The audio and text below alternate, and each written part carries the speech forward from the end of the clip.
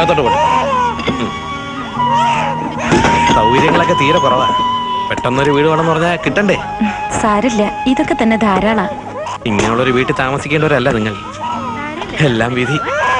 നീ ആ കുഞ്ഞിനെ കൊണ്ട് കടത്തിയിട്ട് സാധനങ്ങളൊക്കെ പറക്കി അടുക്കി വെക്കാൻ നോക്ക്. നിങ്ങൾ മുഖത്തോട് മുഖം നോക്കി എപ്പോഴും വഴക്കല്ലേ? കുഞ്ഞിന് വിശക്കുന്നുണ്ടാവും, വല്ല കൊടു. അപ്പോഴേ ഇങ്ങനെ ഇരുന്നാ മതിയോ? എന്തെങ്കിലും പരിപാടി ആസൂത്രണം ചെയ്യണ്ടേ? Doctor KC John, doctor Sankarankutty രണ്ടുപേരും തയ്യാറാ നിങ്ങൾ അവരുടെ ഹോസ്പിറ്റലിലേക്ക് സ്വീകരിക്കാൻ. അവർ പറയുന്ന ടേംസ് ആൻഡ് കണ്ടീഷൻ അല്ല, ഡോക്ടർ അനന്തൻ പറയുന്ന ടേംസ് ആൻഡ് കണ്ടീഷനിൽ. തൽക്കാലം ഞാൻ ഒരു ജോലിക്കും പോകുന്നില്ല, അതിനുള്ള മാനസികാവസ്ഥയിലല്ല. അതിപ്പോ കുറച്ച് ദിവസത്തേക്ക് വിഷമം കാണാതിരിക്കുവോ? എന്ന് വെച്ച് ഒന്നും ചെയ്യാതിരുന്ന മനസ്സ് കൂടുതൽ വിഷമിക്കും. അതൊന്നും അല്ല എന്റെ പ്രശ്നം.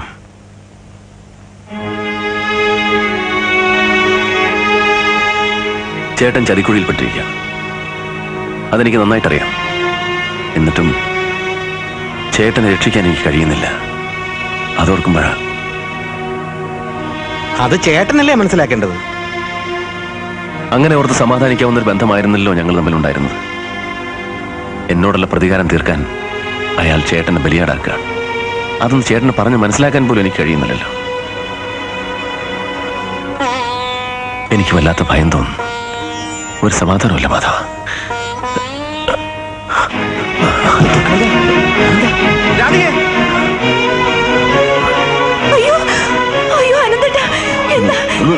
ഒന്നുമില്ല. എന്താ മാധവട്ടാ? ഒന്നുമില്ല. നന്നായി വേർക്കുന്നുണ്ടല്ലോ, ഡോക്ടറെ വിളിക്കൂ. വല്ലാത്ത ഡിപ്രഷൻ, അതാണ് ബോധക്ഷയം ഉണ്ടാകാൻ കാരണം. പേടിക്കാനൊന്നുമില്ല. 2 ദിവസം അബ്സല്യൂട്ട് റെസ്റ്റ് വേണം. 2-3 ബോട്ടിൽ ഡ്രിപ്സ് കൂടെ ചെല്ലുമ്പോൾ he will be all right. അപ്പൊ നാളെ തന്നെ കൊണ്ടുപോകാല്ലേ? Oh sure.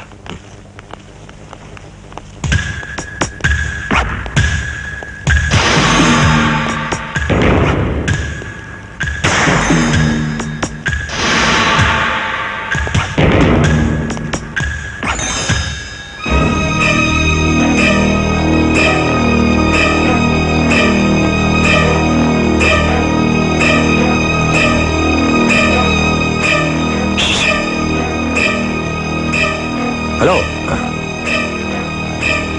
Good morning.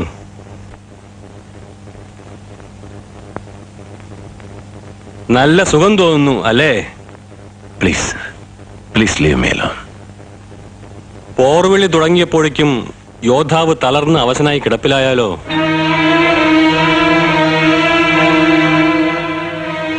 ഈ കഴിഞ്ഞതൊക്കെ വെറും സാമ്പിൾ. യഥാർത്ഥ യുദ്ധം വരാനിരിക്കുന്നതേയുള്ളൂ. ഏത് പെട്ടിക്കും അവന്റെ ഒരു സമയമുണ്ടാകും. 7.5 കൊല്ലം, അതിൽ കൂടുതൽ ഒരു ദിവസമെങ്കിലും നീ അകത്ത് കിടന്ന്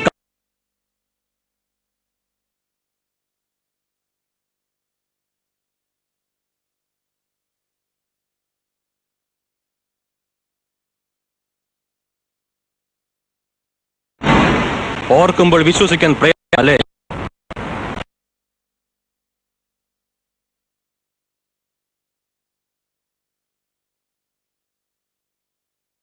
നിനക്കറിയാവോ, ഞാൻ പറഞ്ഞാൽ അവൻ സ്വന്തം ഭാര്യ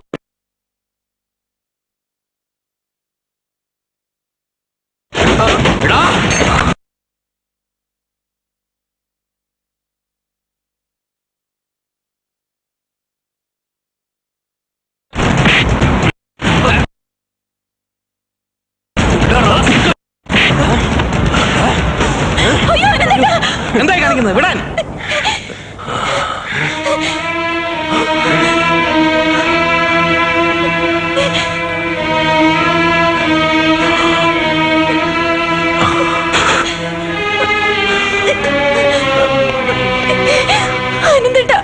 എന്താ ഇതൊക്കെ? ഒന്നുമില്ല, ഒന്നുമില്ല.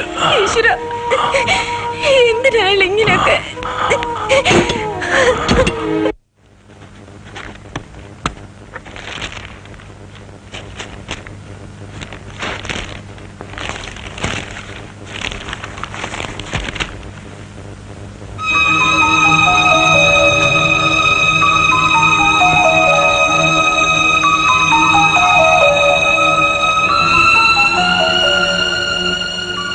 എന്താ സർ?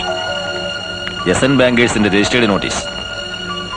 48 മണിക്കൂറിനകം മുതലും പലിശയും കൂടി തിരിച്ചടച്ചില്ലെങ്കിൽ അവർ ജപ്തി നടപടികളിലേക്ക് നീങ്ങുമെന്ന്. കഴിഞ്ഞ മാസം വരെയുള്ള പലിശ നമ്മൾ കൊടുത്തതാണല്ലോ, പിന്നെന്തെങ്ങനെ? അതവർക്ക് കിട്ടിയിട്ടില്ല. അവൻ ചതിച്ചു സേവിയറെ. ആര്? പറയടാ, പറ. ബാങ്കിലേക്ക് അടയ്ക്കാനെന്ന് പറഞ്ഞു വാങ്ങിയ പണം നീ എന്ത് ചെയ്തു? അത് ബാങ്കിൽ തന്നെ ഞാൻ വെള്ളം പറഞ്ഞോടാ റാസ്കൽ. പൈസ അടച്ചപ്പോൾ എന്താണ് അവർ നോട്ടീസ് അയച്ചത്? ബ്ലാക്കാണ്, നമ്പർ 2 അക്കൗണ്ട് ആണ്, അതുകൊണ്ടാണ് റെസിപ്റ്റ് കിട്ടാത്തതെന്നൊക്കെ പറഞ്ഞ് നിന്നെയൊക്കെ കണ്ണും പൂട്ടി വിശ്വസിച്ച് എന്നെ നീ ചതിച്ചു അല്ലടാ. പറടാ, എന്തിനാ പൈസ പറയാൻ? പറ. ഡോക്ടർ നന്ദകുമാർ, ഛെ, എന്താ ഈ കാണിക്കുന്നത്? ഛെ, ഛെ, ഛെ, ഛെ, ഛെ. ഇടിക്കുളയ്ക്ക് അറിയോ എന്താ ചെയ്തെന്ന്? എല്ലാം അറിയാം. രഞ്ജിത്ത് വിവരമൊക്കെ പറഞ്ഞു. അതറിഞ്ഞാ ഞാൻ വന്നത്. വന്നേ, എന്ത് പ്രശ്നമാണെങ്കിലും നമുക്ക് സമാധാനം ഉണ്ടാക്കാം. മേലിൽ നിന്നെ എന്റെ വീട്ടിലോ ഹോസ്പിറ്റലിന്റെ പരിസരത്തോ കണ്ടുപോകരുത്. അറിയപ്പെടാ അവിടുന്ന്. എന്താണ് നോക്കുന്നത്? എന്താ ഡോക്ടർ ഇത്? Come on, cool down, cool down.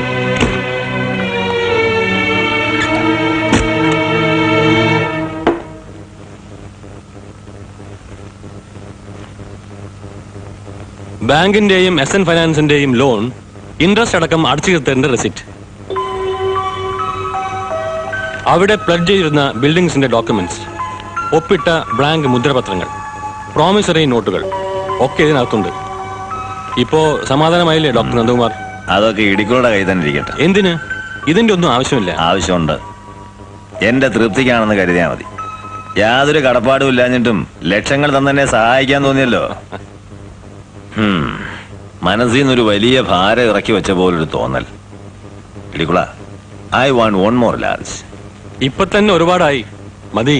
No, I'm totally worried. I want one more please.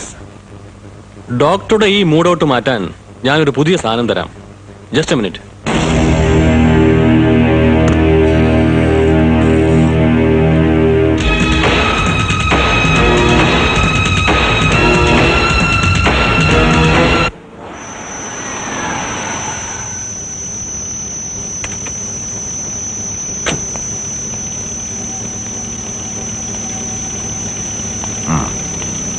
Good night. Good night. See you.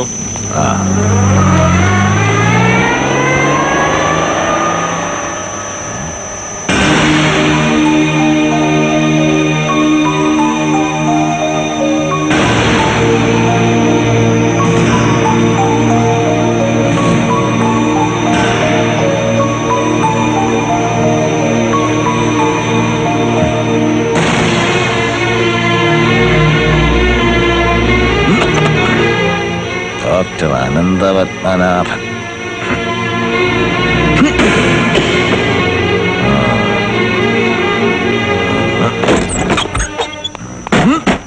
അയ്യോ, എന്ത് പറ്റി സാർ? നന്ദു, വേണോ? നന്ദു, എന്താ മോനെ ഇത്? എന്തിനുള്ള പുറപ്പാടാ നീ? നാട്ടുകാരുടെ മുമ്പിൽ ഇപ്പൊ ഞാനായി കുറ്റക്കാരൻ. അനിയനെ അടിച്ചിറക്കിയുന്ന പട്ടം കൂടി കിട്ടിയിരിക്കുന്നു ഡോക്ടർ നന്ദകുമാറിന്. എന്തിനാ കിടന്ന കരയുന്നത്? ഞാനാരെ അടിച്ചിറക്കിയിട്ടില്ല, അവനായിട്ട് പോയതാ എന്നെ തോപ്പിക്കാൻ. ഇല്ല മോനെ, എല്ലാരും കൂടി എന്നെ തോപ്പിക്കട്ടെ. ആ കുഞ്ഞിനെ പോലും ഒന്ന് കാണാൻ വേണ്ട. എല്ലാരും എന്നെ തോപ്പിക്കട്ടെ. ഓ,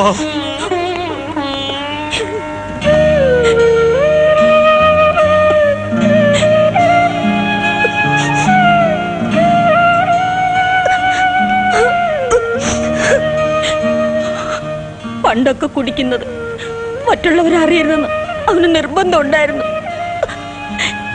ഇപ്പൊ കാലുറയ്ക്കാതെ ഉള്ള ആ വരവ് കാണുമ്പോ സഹിക്കുന്നില്ല മോളെ. ചേട്ടൻ ഇപ്പൊ ഹോസ്പിറ്റലിൽ പോവാറില്ലേ? എപ്പോഴെങ്കിലും ഒന്ന് പോയാലായി. ചില ദിവസം പകല് മുഴുവനും കിടന്നുറങ്ങും. വൈകുന്നേരം പുറത്തേക്ക് ഇറങ്ങിയ രാത്രി ഒരു നേരത്തേക്കാ വരവ്. എന്തെങ്കിലും ചോദിച്ചാ കടിച്ചു കീറാനുള്ള ദേഷ്യ. എനിക്ക് ആകെ ഭയം തോന്നുന്നു മോനെ. ഇതൊക്കെ കാണാനും കേൾക്കാനും ഞാൻ എന്ത് തെറ്റ് ചെയ്തു? ഞാൻ ആ വീട്ടിൽ നിന്ന് ഇറങ്ങിയാലെങ്കിലും എല്ലാം നേരെയാവുമെന്ന് വിചാരിച്ചു. എന്നിട്ടും ഗീതയുടെ എല്ലാ കത്തിലും